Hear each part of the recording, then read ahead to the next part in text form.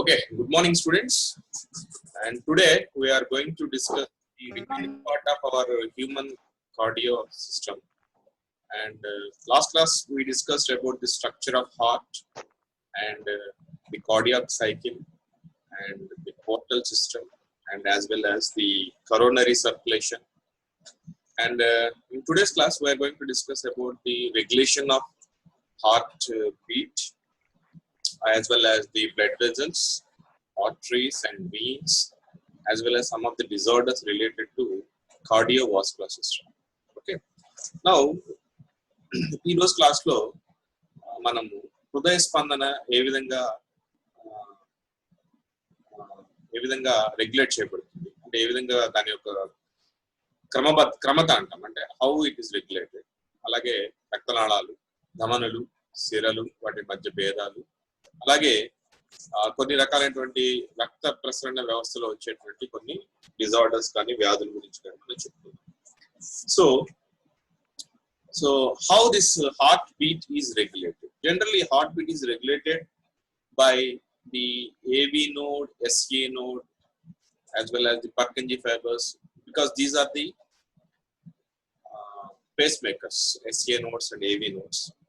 And also it is regulated by the autonomic nervous system, as well as the sympathetic nervous system, and by certain hormones called epinephrine and norepinephrine, adrenaline or noradrenaline అనేటువంటి hormones. So సాధారణంగా మనం చూస్తున్నాము, హృదయ స్పందనకి face maker గా పనిచేసేటువంటి శిరాకర్ణిక కణుపు లేదా కర్ణికా జఠరిక కణుపు నిన్న class లో చూసుకున్నాం. ఏంటంటే పేస్ మేకర్స్ అని చెప్పాము, నోడల్ టిష్యూస్ లో చెప్పుకున్నాం కదా. సో అలాగే స్వయం చోదిత నాడీ వ్యవస్థ, అలాగే స్వతంత్ర నాడీ వ్యవస్థ, ఇవన్నీ కూడా హృదయ స్పందనని రెగ్యులేట్ చేస్తాయి. ఇంతేకాకుండా హార్మోన్లు అయినటువంటి ఎడ్రినలిన్, నారెడ్రినలిన్ కూడా హృదయం అంటే గుండె కొట్టుకోవడాన్ని రెగ్యులేట్ చేస్తాయి. ఫర్ ఎగ్జాంపుల్, మీరు ఏదైనా ఒక స్ట్రెస్ఫుల్ కండిషన్స్ లో ఉన్నారనుకోండి, ఏదైనా ఆందోళన చెందుతున్నారు, లేకపోతే ఏదైనా ఒక విషయం గురించి పదే ఆలోచిస్తున్నారు అనుకోండి, ఆటోమేటిక్గా ఏమవుతుందండి, మీకు భయం కానీ లేకపోతే ఆందోళన కానీ ఎక్కువగా ఉన్నప్పుడు మీ హార్ట్ బీట్ ఎలా ఉంటుందో ఒకసారి చెక్ చేసుకోండి, ఎక్కువ కొట్టుకుంటుంది. సో దానికి కారణం ఏంటంటే మన శరీరంలో విడుదలయ్యేటువంటి ఎడ్రినలిన్ హార్మోన్. ఎడ్రినలిన్ హార్మోన్ ఏం చేస్తుంది, మనల్ని స్ట్రెస్ఫుల్ కండిషన్స్, అంటే ఏదైనా చాలా ఒత్తిడితో కూడినటువంటి పనులు ఏమైనా చేసేటప్పుడు, ఫర్ ఎగ్జాంపుల్ మీరు ఎగ్జామినేషన్ హాల్లోకి అడుగు పెట్టిన తర్వాత క్వశ్చన్ పేపర్ ఇవ్వబోతుంటే మీ అందరి హార్ట్ బీట్ ఒకసారి చెక్ చేసుకుంటే బాగా డిఫరెంట్ గా కొట్టుకుంటుంది. తర్వాత మళ్ళీ ఏమవుతుందంటే కాసేపు రెగ్యులేట్ అవుతుంది. సో ఇవంతా కూడా ఏంటంటే నాడీ వ్యవస్థ, అదేవిధంగా కొన్ని రకాలైన హార్మోన్లు వీటి ఈ క్రమతలు అంటే రెగ్యులేషన్ లో మనకి తోడ్పడుతూ ఉంటాయి అన్నమాట. సో కొన్నేమో హార్ట్ బీట్ ని పెంచుతాయి, మరికొన్నేమో హార్ట్ బీట్ ని తగ్గిస్తాయి అన్నమాట. ఇవన్నీ కూడా మనం నాడీ వ్యవస్థ అలాగే అంతఃస్రావి వ్యవస్థ గురించి చెప్పుకుంటాం. Next one is blood vessels. So let me share.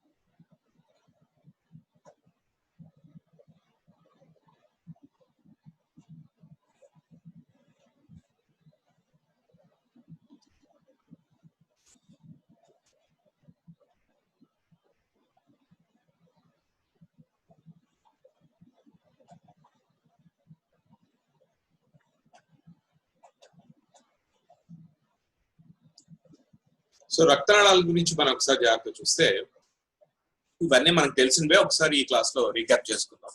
నిన్న క్లాస్ లో నేను లాస్ట్ లో వెళ్ళేటప్పుడు I discussed about the arteries, the layers of walls. We shall discuss today. Blood vessels form the tubular network in the body that permits blood flow from heart to all living cells and then back to the heart. So blood vessels are two types, and these are actually closed circular system, and hence these form the tubular network from heart to body parts and then back to the heart. So the blood vessels that carry blood from heart to the body are called arteries, and those bring the blood back to the heart are called veins.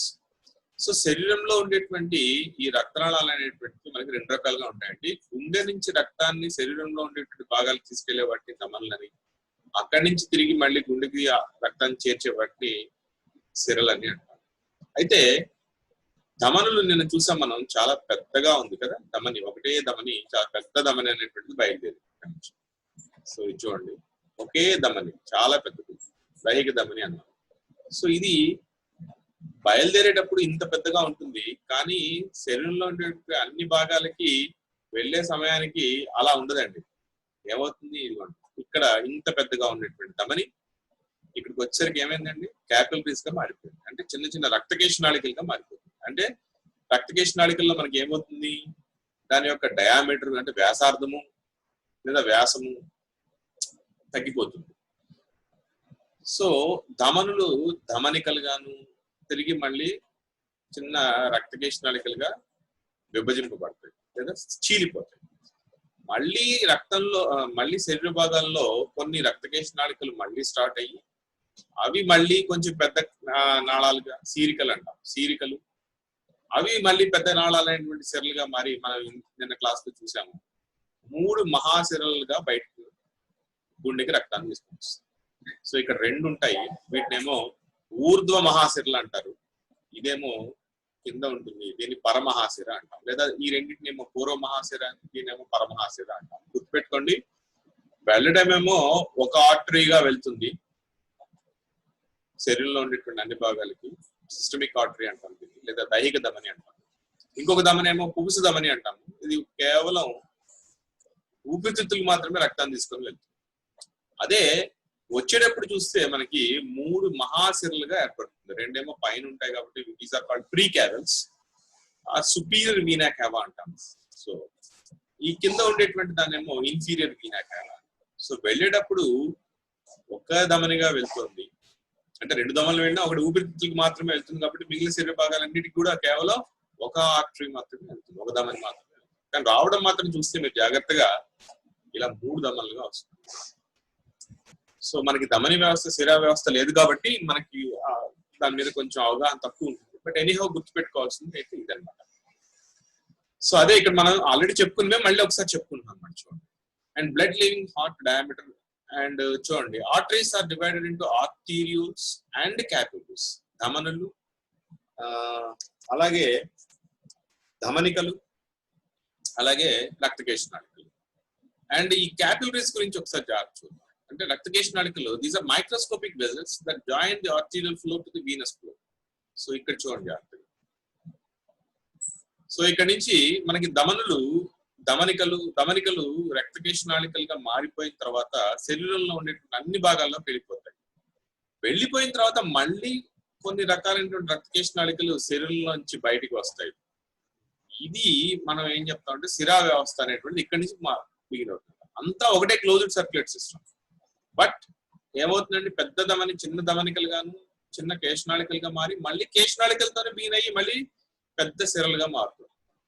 So ఇక్కడ ఉండేటువంటి capillaries గురించి మనం ఇక్కడ మాట్లాడుకుంటాం. So the capillaries are microscopic vessels that join arterial flow to the venous flow. So మనకి ధమనీ వ్యవస్థకి శిరా వ్యవస్థకి మధ్య అనుసంధానంగా ఎవరు ఉంటారంటే ఈ క్యాపిలరీస్ లేదా రక్తకేశ నాళికలు ఉంటాయి. అండ్ రాను రాను ఏమవుతాయి, ఇవి వీన్స్ గా మారుతాయి. వాటిని మనం ఏం చెప్పామండి, వెన్యూల్స్. ఈ రక్తకేశ నాళికలు ఏమవుతాయి మళ్ళీ, వెన్యూల్స్ అండ్ వీన్స్. సిరలుగా మారే ఇవి రక్తకేశ నాళికలు, ఆ తర్వాత మళ్ళీ సీరికలు, అలాగే సిరలు. సో కాబట్టి మనం గుండె నుంచి జాగ్రత్తగా చూస్తే గుండె, ధమని, ధమనికలు, రక్తకేశ నాళికలు, మళ్ళీ రక్తకేశ నాళికలు, సీరికలు అండ్ సిరలు. సో ఇక్కడ చూస్తే systemic aorta, arterioles and blood capillaries, again blood capillaries, venules, veins in the form of three major veins. Two are called precavals or superior vena cava, and one is called the post vena cava or inferior vena cava. So this is the entire circulatory system. In between మళ్ళీ మనకి ఏమవుతుందండి, నిన్న last class లో చెప్పుకున్నాం, lymphatic system, శిరా వ్యవస్థ అనేటువంటిది separate గా ఉంటుంది. అంటే ఈ రక్త ప్రసరణ అనేటువంటి జరిగేటప్పుడు ఇందులో నుంచి తప్పించుకుపోయినటువంటి 15% of the plasma like substance when enters into this extracellular areas, which is called extracellular fluid, it again comes back into a lymphatic vessels which join in the venous system. So ఈ రక్తంలో నుంచి తప్పించుకుపోయినటువంటి plasma లాంటి పదార్థము కణబాహ్య ద్రవ్యం రూపంలో కణాల మధ్యకు వెళ్ళిపోతుంది. అది తిరిగి మళ్ళీ ప్రత్యేకమైనటువంటి శోషరస నాళాల్లో చేరి శోషరస వ్యవస్థ ద్వారా తిరిగి శిరా వ్యవస్థలో గుండెకి క్రిందుగా మెడభాగంలో కలుసుకుంటుంది అని మనం లాస్ట్ క్లాస్ లో చెప్పుకున్నాం. So this is all about the circulatory system. Next, so ఒకసారి వీటి యొక్క కంపోజిషన్ మనం చూద్దాము. The walls of the arteries are veins ఎలా ఉంటాయి? All are same. Arteries and veins are essentially having three layers. Already I discussed it in the last class. Tunica externa. So this is the outer layer which we call it as externa. Externa means external ani. Telugulo kuda adenandi. Tunica externa లేదా బాహ్య కంచుకము అనొచ్చు మనం తెలుగులో చెప్పాలంటే. Next tunica media. ఇందులో ఏముంటుందండి? ట్యూనికా externa లేదా దీంట్లో మనకి ఫైబ్రస్ కనెక్టివ్ టిష్యూ ఉంటుంది బయట. So this is very important. You should remember the layers as well as its composition. So outer is fibrous, గట్టిగా ఉంటుంది, తంతుయుతమైనగా తంతుయుత కణజాలంతో ఉంటుంది అన్నమాట. నెక్స్ట్ మధ్యలో ఉండేటువంటిది ట్యూనికా మీడియా. దీంట్లో ఏముంటుందండి, మనకి స్మూత్ మజిల్స్ ఉంటాయి అన్నమాట, అంటే నునుపు కండరాలు ఉంటాయి అన్నమాట. So this blue one.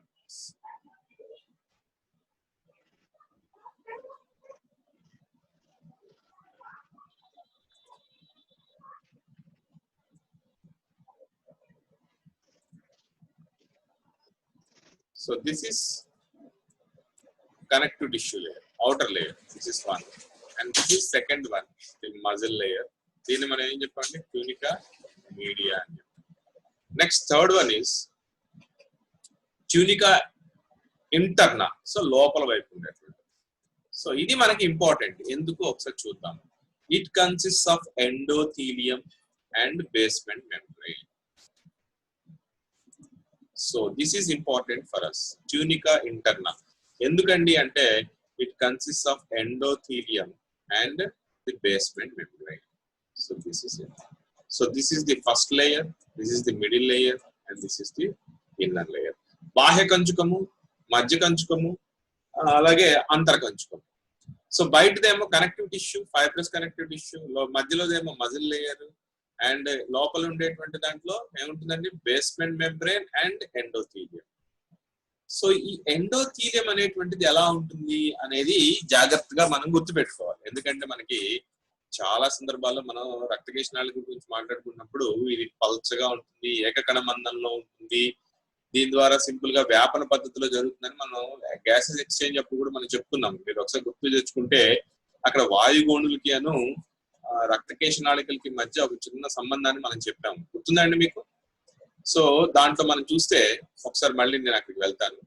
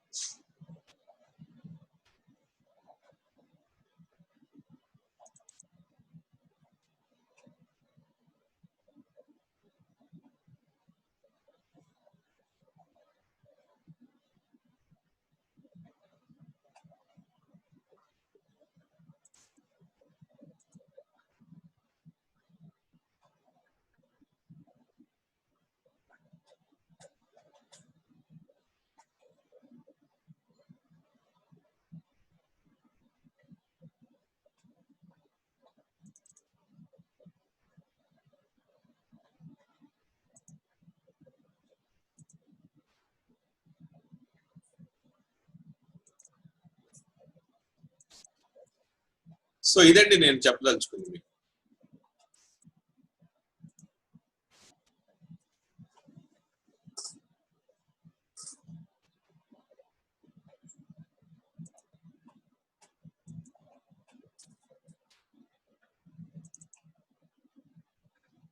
So this is what I want to share once again. So ఇక్కడ మనం చూడండి జాగ్రత్తగా, మనము ఆ రోజు మనం మాట్లాడుకున్నప్పుడు ఏం చెప్పామంటే, ఇక్కడ ఉండేటువంటి వాయుగోణుల్లో ఉండేటువంటిది ఇది సింగిల్ లేయర్ గా ఉంటుంది దీని యొక్క కూడా. అలాగే ఇక్కడ ఉండేటువంటి రక్తకేశనాళిక కూడా ఎలా ఉంటుందని చెప్పామంటే సింగిల్ లేయర్ తోటి ఉంటుందని చెప్పాము కదా. ఆ సింగిల్ లేయర్ గా ఉన్నప్పుడు ఇక్కడ ఏముంటుందని చెప్పామంటే బేస్మెంట్ మెంబ్రేన్ ఉంటుంది అని చెప్పాము. సో ఈ లేయర్ ఈజ్ కాల్డ్ ఎండోథీలియం. ఎందుకు అంటే రక్తకేశనాళికల్లో ఈ బయట ఉండేటువంటి బాహ్య కంచుకము మధ్య కంచుకము ఉండదన్నమాట, కేవలము ఎండోథీలియం మాత్రమే ఉంటుందన్నమాట. అందువల్ల ఇవి ఏకకణ మందంలో ఉండటం వల్ల చాలా సులభంగా ఏమవుతుందంటే ఇవి ఎక్కడికి వెళ్ళినప్పటికి కూడా ఈజీగా వ్యాపన పద్ధతిలో ఈ బ్లడ్ నుంచి ఆక్సిజన్ ఇచ్చేస్తాయి, ఇక్కడ నుంచి కార్బన్ డైఆక్సైడ్ తీసుకుంటాయి. అఫ్ కోర్స్ ఈ కేసులో అయితే మీకు ఇక్కడ నుంచి ఆక్సిజన్ లోపలి ఇక్కడికి వస్తుంది అండ్ ఇక్కడ నుంచి కార్బన్ డైఆక్సైడ్ ఇక్కడికి వస్తుంది. సో ఇది మనం చెప్పదలుచుకుంది. గుర్తుంది కదండి? Okay.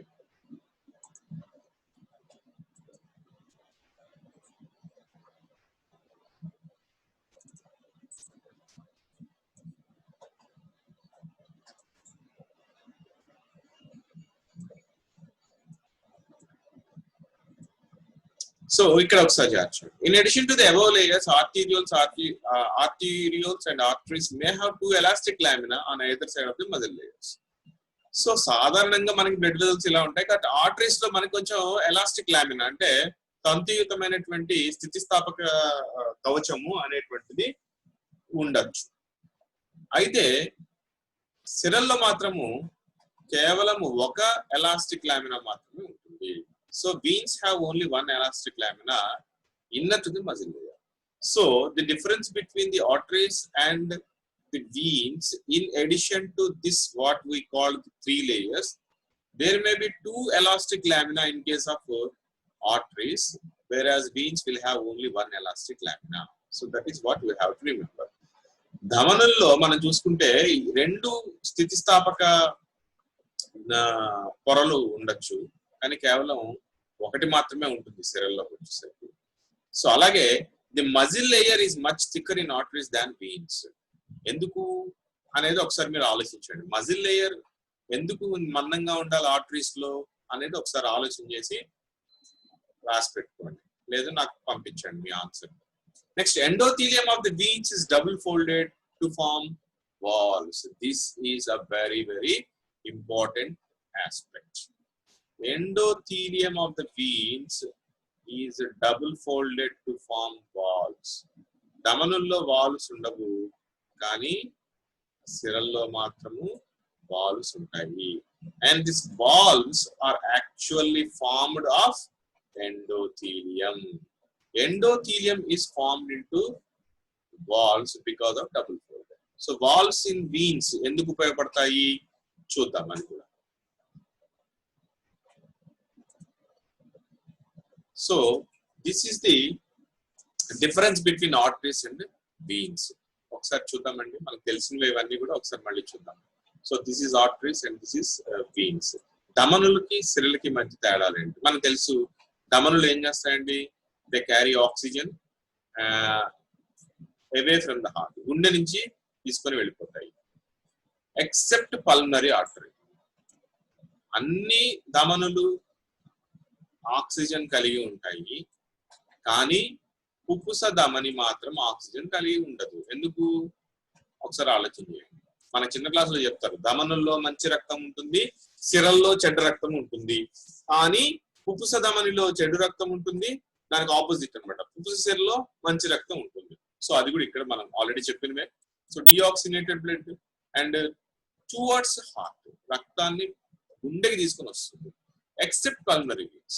So this is next one is bright red in color, the dark red in color, mostly deep seated in the body, generally superficial. అంటే శరీరంలో చాలా లోపల ఉంటాయి, ఇవి మాత్రము మనకి బయటకి కనిపిస్తూ ఉంటాయి. మనం చూడండి చర్మము చేతిలో మన చర్మంలో చూస్తుంటే అక్కడక్కడ మనకి డార్క్ గ్రీన్ కలర్ లో రెడ్ కలర్ లో మనకి కనిపిస్తూ ఉంటాయి. సో దీస్ ఆర్ వీన్స్ అన్నమాట. మన రక్తం ఇచ్చేటప్పుడు కూడా జాగ్రత్తగా డాక్టర్ ఏం చేస్తాడు, అక్కడ వీన్స్ లో నుంచి రక్తం తీసుకుంటాడు, లేదా ఎక్కించాలంటే కూడా వీన్స్ లోకి ఇస్తాడు.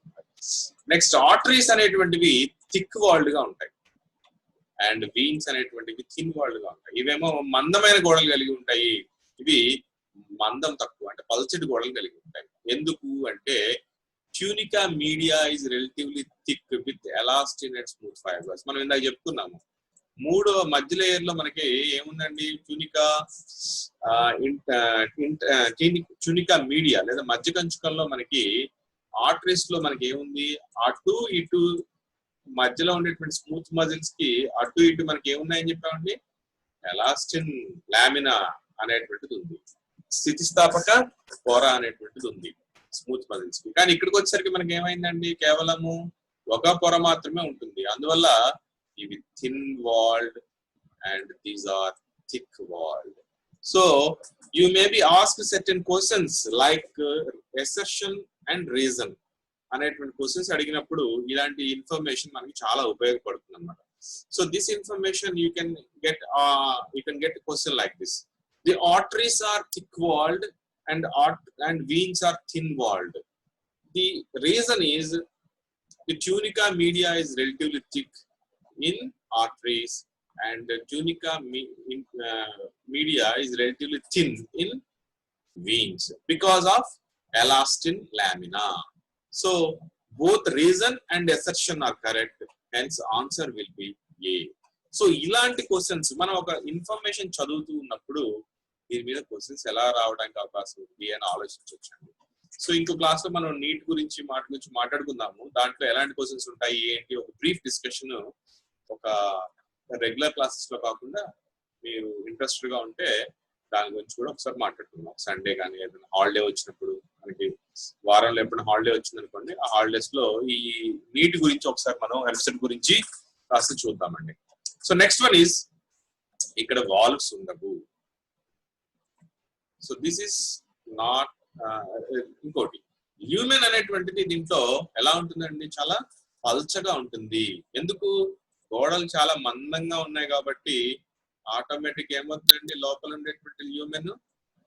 సో ఇక్కడ గోడలు చాలా మందంగా ఉన్నాయి, ఆటోమేటిక్ లోపల ఉండేటువంటి అవకాశిక ఎలా ఉంటుందండి, చాలా తక్కువగా ఉంటుంది. అదే ఇదైతే ఏమవుతుందండి,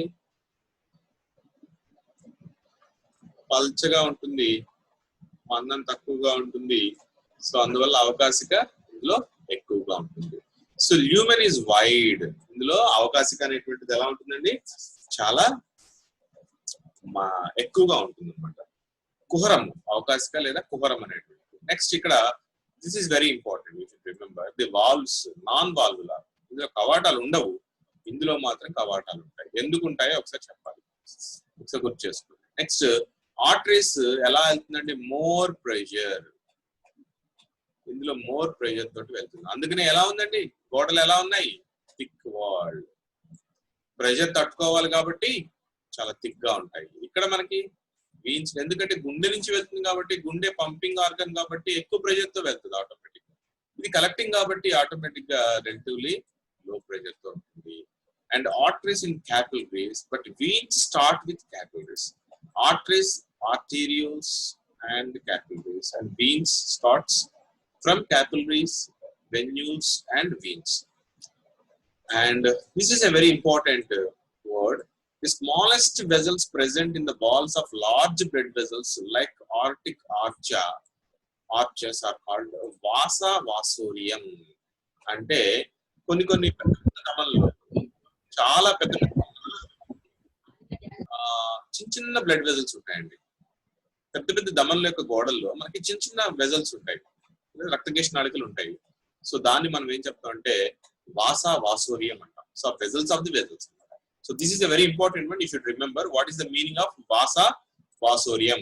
సో ఈ క్లాస్ అయిపోయిన తర్వాత, ప్రతి చాప్టర్ అయిపోయిన తర్వాత ఇంపార్టెంట్ కీవర్డ్స్ ఒకళ్ళు రాసి గ్రూప్ లో పెట్టండి, నీట్ గా రాసి. తెలుగు మీడియంలో ఒకళ్ళు, ఇంగ్లీష్ మీడియం ఒకళ్ళు, మీలో మీరు అనుకొని ఈ చాప్టర్ అయిపోయిన తర్వాత ఒకళ్ళు రెస్పిరేషన్ చాప్టర్ లో చేయండి, ఒకళ్ళు డైజెషన్ లో చేయండి, ఒకళ్ళేమో సర్క్యులేషన్ లో చేయండి.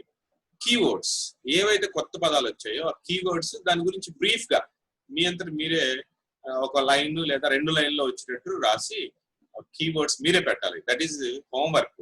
రేపు సండే ఈవినింగ్ 5 o'clock లో పెట్టాలి. ఇన్ డైజెస్టివ్ సిస్టమ్ లో ఒకరు చేయండి, రెస్పిరేషన్ లో ఒకరు చేయండి, సర్క్యులేషన్ లో ఒకరు చేయండి, ఇంగ్లీష్ మీడియం లో ఒకరు చేయండి, తెలుగు మీడియం లో ఒకరు చేయండి. ఓకేనండి. సో అందరూ ఒక్కొక్క పని చేస్తే మనకి we can have a good understanding, coordination ఉన్నట్లయితే. Next one is capillaries. రక్తకేశ నాళికలు ఎలా ఉంటాయి చూద్దాం. So these are the smallest blood vessels of the body which connects the arterioles and veins. మనం చూసాం ఇందాక capillaries ఎలా కనెక్ట్ చేస్తాయి. So capillaries, unlike vessels of the arterioles and venous system, the walls of capillaries are composed of just one celled thick layer or simple squamous epithelium or endothelium. So this is important. మనం చెప్పుకున్నాం ఇందాక బయట ఉండేటువంటి fibrous connective tissue, లోపల ఉండేది smooth muscles, ఆ తర్వాత ఉండేది ఎండోథీలియం. సో ఎండోథీలియం అంటే ఏంటంటే యాక్చువల్గా ఇట్ ఈస్ స్క్వామస్ ఎపిథీలియం. మీరు ఫస్ట్ ఇయర్ లో టిష్యూస్ చదివినప్పుడు మీకు స్క్వామస్ ఎపిథీలియం గురించి చెప్పాము. సాధారణంగా ఇది ఏమవుతుంది, స్కిన్ లోను, అవుటర్ కవరింగ్స్ లో, వాటన్నిటిలో కూడా ఉంటుందని చెప్పాము. So endothelium is nothing but squamous epithelium. And the absence of smooth muscles and connective tissue permits more rapid exchange of materials between the blood and the tissues. So this is the most important point which I want to make it. ఒకసారి జాగ్రత్త చూడండి. ఇందాక నేను చెప్పింది అదే, smooth muscles connective tissues లేకపోవడం వల్ల, ఒకే మందం ఉన్నటువంటి పొర ఉండటం వల్ల, ఒకే కణ మందం ఉండటం వల్ల ఏమైందంటే బ్లడ్ కి టిష్యూస్ కి మధ్య ఇది పదార్థాలనేవి వినిమయానికి ఉపయోగపడుతుంది. సో క్యాపిలరీస్ యొక్క ఉపయోగం ఏంటి అంటే ఎక్స్చేంజ్ ఆఫ్ మెటీరియల్స్. గుర్తుపెట్టుకోండి, పల్చగా ఉంది, ఎక్స్చేంజ్ ఆఫ్ మెటీరియల్స్ పనికి వస్తుంది. And arterial system and Venus system రెండు కూడా కలుసుకునేది ఎక్కడండి, blood capillaries. So this is important.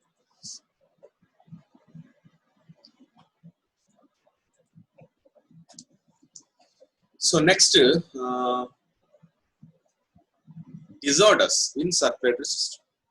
ఇందులో first one is called hyper tension. Hyper tension లో మనం గమనించినట్లయితే దీన్ని సాధారణంగా మనం ఏం చెప్తాం అంటే హైపర్ టెన్షన్ ని అధిక రక్తపోటు అంటాం తెలుగులో. మనం సాధారణంగా బీపీ అంటాం, వాడికి చాలా బీపీ ఎక్కువగా ఉంది అంటాం. విన్నారా అండి ఇప్పుడు? బీపీ ఎక్కువైంది, బీపీ ఎక్కువైపోయింది నాకు అంటారు. సో ఏంటి బ్లడ్ ప్రెషర్ అంటే?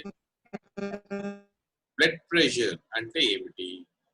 సాధారణంగా మనం చూస్తాం ఇంట్లో ఎవరైనా కోపంగా ఉన్న వాళ్ళకి బీపీ ఎక్కువైందని అంటాం. బట్ యాక్చువల్ గా బ్లడ్ ప్రెషర్ అంటే ఏంటంటే, దిస్ ఈస్ అన్ ఆర్టరీ. ఇందులో మనకి బ్లడ్ అనేటువంటిది ఆర్బీసీ తోను డబ్ల్యూబీసీ తోను వెళ్తా ఉంది. సో ఈ వెళ్ళేటువంటి బ్లడ్ ఏం చేస్తుందంటే ఈ గోడల మీద కొంత ప్రెషర్ ని ఎగ్జర్ట్ చేస్తుంది. So the pressure exerted by the blood on the walls of this blood vessels is called the blood pressure.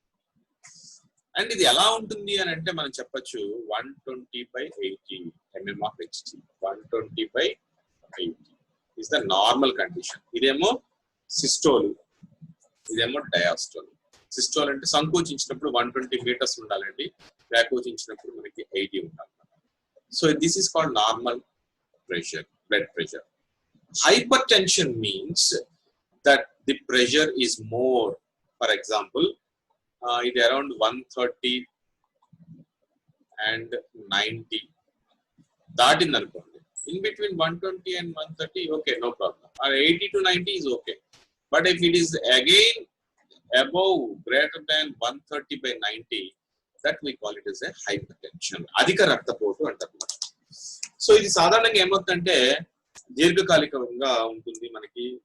ఒక్కొక్కసారి ఏమవుతుందంటే మన రక్తాన్ని తీసుకొని వెళ్ళేటువంటి ఆర్గాన్స్ ఎక్కడికైతే, ఫర్ ఎగ్జాంపుల్ గుండె కానివ్వండి, లేకపోతే మెదడు కానివ్వండి, మూత్రపిండాలు కానివ్వండి, ఇవన్నీ కూడా ఎఫెక్ట్ అవుతాయి. ఒకసారి మనం చూడండి మెదడులో రక్తనాళాలు చిట్లిపోయాయి అని అంటారు. కారణం ఏంటి అంటే ఎక్కువ ప్రెషర్ తోటి వెళ్ళింది అనుకోండి, ఆటోమేటిక్ గా మనకు తెలుసు రక్తం ఎక్కడ ఉండాలి, రక్తనాళాల్లో మాత్రమే ఉండాలి. రక్తనాళాల నుంచి బయటకు వచ్చింది అనుకోండి ఏమవుతుంది, అది ఆక్సిజన్ ని అందించలేదు. సో రక్తనాళాలతో క్యాపిలరీస్ ద్వారానే టిష్యూస్ కి వెళ్తుంది, కానీ బ్లడ్ ఓపెన్ గా స్పేసెస్ ద్వారా ఇవ్వలేదు.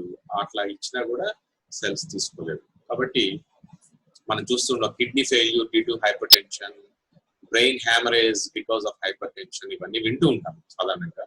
సో సాధారణంగా వీటి కారణం ఏంటి అంటే మనకి ఇది 130 కాదండి, 140 వరకు కూడా ఓకే. దిస్ ఇస్ 140/90 కంటే ఎక్కువ ఉంటే we call it as a hypertension. So ఇది దీర్ఘకాలికమైనటువంటి వ్యాధుల్లో వస్తుంది. Next is coronary artery disease. ఈ కరోనరీ ఆర్టరీ డిసీజ్ అనేటువంటి ఇంపార్టెంట్. ఏంటండి కరోనరీ ఆర్టరీ డిసీజ్ అంటే, మనం చెప్పుకున్నాము గుండెకి రక్తాన్ని తీసుకొని వెళ్తూ ఉంటది. ఏంటిది? కరోనరీ ధమని అనేటువంటి.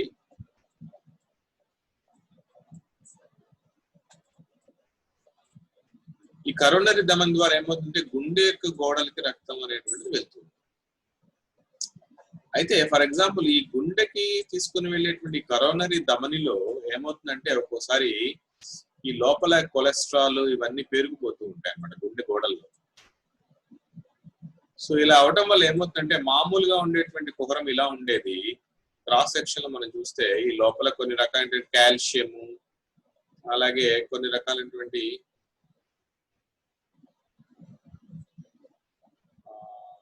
కొలెస్ట్రాల్ ఇదంతా పెరిగిపోవటం వల్ల ఏమవుతుందంటే ఈ లోపల ఉండేటువంటి కుహరం ఒకసారి చూడండి తగ్గిపోయింది, చూసారా? ఇంతే ఉంది. ఇదంతా ఈ గోడల్లో ఇదంతా కూడా ఏమైందండి? పూడుకుపోయింది. సో ఇలా పూడుకుపోవడం వల్ల ఈ లోపల ఉండేటువంటి కుహరం అనేటువంటి తగ్గిపోయింది. దానివల్ల ఏమవుతుందంటే బ్లడ్ ఫ్లో అనేటువంటి తగ్గిపోతుంది గుండెకి. ఎప్పుడైతే గుండెకి ఆక్సిజన్ సరఫరా తక్కువైపోయిందో, బ్లడ్ ఫ్లో తగ్గిపోయిందో మనకి ఏమవుతుందండి ఆటోమేటిక్ గా గుండె కండరాలకి ఆక్సిజన్ తగ్గిపోతుంది. తగ్గిపోవడం వల్ల అక్కడ ఉండేటువంటి కణాలు ఆల్మోస్ట్ కొరత ఏర్పడుతుంది. మనకి మొక్కలకి నీళ్లు కనుక రాకపోతే ఎలా అయితే మొక్కలు ఎండిపోతాయో, గుండెలో ఉండేటువంటి కండరాలు కూడా ఏమవుతాయంటే చనిపోతాయి అన్నమాట. సో ఇక్కడ జాగ్రత్తగా చూడండి, ఈ గుండెలో ఉండేటువంటి కండరాలకి ఆక్సిజన్ తగ్గిపోవడాన్ని ఇస్చీమియా అంటారు. మీకు ఆల్రెడీ నోట్స్ లో ఉంది, చూసుకోండి. ఇస్చీమియా. ఈ ఇస్చీమియా కొనసాగితం ఏమవుతుందంటే ఇక్కడ గుండెలో ఉండేటువంటి కణాలు చనిపోతాయి. సో దాన్ని మనం ఏమంటామంటే మయోకార్డియల్ ఇన్ఫ్రాక్షన్ అంటారు. ఏమంటారండి? Myocardial infraction or heart attack అంటారు. సో ఇక్కడ ఏం జరుగుతుందో జాగ్రత్తగా చూడండి. Because of the deposition of calcium and cholesterol in the coronary arteries, the lumen is completely reduced, and because of this there is a lack of blood flow and lack of oxygen to the muscle cells of the heart, and this condition is called ischemia, and ischemia leads to death of certain heart cells, and this leads to myocardial infarction or MI అంటారు. దీన్ని మనం ఏం చెప్తామంటే గుండెపోటు అంటారు. So గుండెపోటు అంటే అర్థం ఏంటండి? అక్కడ ఉండేటువంటి కణాలు చనిపోవడము. ఎందుకు చనిపోతున్నాయి? ఆక్సిజన్ తగ్గిపోవడం వల్ల చనిపోతున్నాయి. నెక్స్ట్, ఎందుకు ఇటువంటి కండిషన్ వస్తుంది?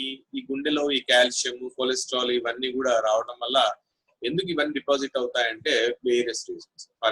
For example tobacco consumption, alcohol consumption, lack of exercise, all these leads to blood లో కొలెస్ట్రాల్ పెరగడం. ఇవన్నీ కారణాల వల్ల మనకి ఏమవుతుందంటే ఈ రకమైనటువంటి కండిషన్ వస్తుంది. సో ఇక్కడ జాగ్రత్తగా చూసుకోండి. దీన్ని మనం ఏమంటామంటే కరోనరీ ఆర్టరీ డిసీజ్, సిఏడి అంటాం. ఏమంటామంటే దీన్ని CAD. CAD means lack of blood flow to the heart muscles, which we call it as a ischemia. Ischemia అంటాం. Ischemia leads to myocardial infarction, MI. ఎందుకు? Due to the death of cells. Due to the death of cells. So this condition is called myocardial infarction or heart attack అంటాం. So this is coronary artery disease. Next ఇంకొకటి angina pectoris. ఏంటండి? Angina pectoris. ఏంటి angina pectoris అంటే ఏంటంటే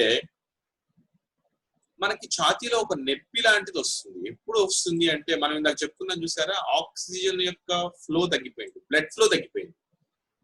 ఎప్పుడైతే blood flow తగ్గిపోయిందో heart oxygen లేకపోవడం వల్ల కష్టంగా ఉంటుంది పనిచేయాలంటే, ఎందుకంటే lack of oxygen leads to reduced efficiency of the heart beating, and the pain is called angina pectoris. That means myocardial infarction అంటే ఏంటండి, ఈ ఆక్సిజన్ కంటిన్యూస్ గా తగ్గిపోవడం వల్ల ఏమవుతుంది, అక్కడ కొన్ని కణాలు చనిపోతాయి. కానీ యాంజినా పెక్టోరిస్ అనేటువంటిది ఇనీషియల్ స్టేజ్ అన్నమాట. అంటే ఆక్సిజన్ తగ్గుతుంది, గుండెలో కొంచెం ఛాతీలో నొప్పి అనేది వస్తూ ఉంటుంది వీళ్ళకి. సో వాళ్ళు వెంటనే కనుక వాళ్ళు అర్థం చేసుకొని ఈ ఆక్సిజన్ తగ్గుతుంది అంటే ఎందుకు వస్తుంది అని మనం చూస్తే, అప్పుడు హార్ట్ లో మనం చూస్తే ఈ కాల్షియం ఇవన్నీ డిపాజిట్ అయ్యి బ్లడ్ ఫ్లో తగ్గింది అని చెప్తారు. So angina pectoris is the initial stage of heart attack. అంటే యాంజినా పెక్టోరిస్ అనేటువంటిది కేవలం ఛాతీలో వచ్చేటువంటి నొప్పే, అయితే ఇది ఇనిషియల్ స్టేజ్. ముందు జాగ్రత్తగా మనం ఈ యాంజినా వచ్చినప్పుడు మాత్రమే మనం వెంటనే ఛాతీలో నొప్పి వచ్చిందంటే దాన్ని నెగ్లెక్ట్ చేయకుండా వెంటనే డాక్టర్ దగ్గర చూపించుకోవాలి. లేకపోతే ఏమవుతుందంటే ఇది అల్టిమేట్ గా ఏమవుతుందంటే కరోనరీ ఆర్టరీ డిసీజ్ గా మారుతుంది. So that is difference between heart attack and angina pectoris. ఇది ఇనిషియల్ స్టేజ్ అన్నమాట. ఇది హార్ట్ అటాక్ కాదు. ఛాతీలో నొప్పి వచ్చిందంటే మనం భయపడాల్సిన అవసరం లేదు. ఎందుకు నొప్పి వచ్చింది అనేటువంటిది మనం తెలుసుకోవాలి. So that is the difference between angina pectoris and heart failure.